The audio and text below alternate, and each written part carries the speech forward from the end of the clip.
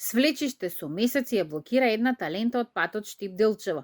Кон општините од овој регион се уште се вози по импровизирана обиколница, иако овој патен правец е најкратка врска на истокот со Бугарија.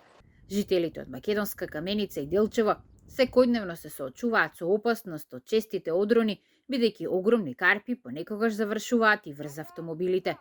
Тоа го отежнува движењето на камионите, но и брзата помош.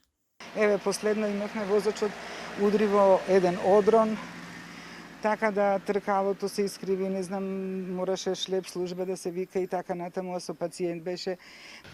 Па овој правец навака и на кај Делчево, да, многу одрони има.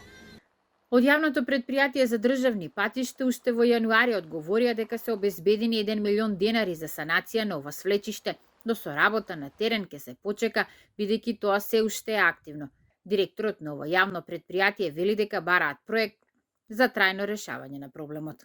Работиме на тоа што побрзо да најдеме трајно решение за тој одрон. За жителите од Делчево најдобро решение е целосно да се реконструира стариот пат кон Кочани преку Калиманско поле во должина од 40 на километри.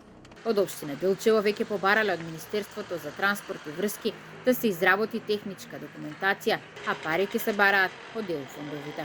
Ќе се отворат овие фондови каде што и со помош на тие фондови и со сериозна подршка од владата ќе може да се изгради овој пат кој што е 11 километри пократок него овој пат кој што го идеме сега од Кочани, Каменица, Делчево.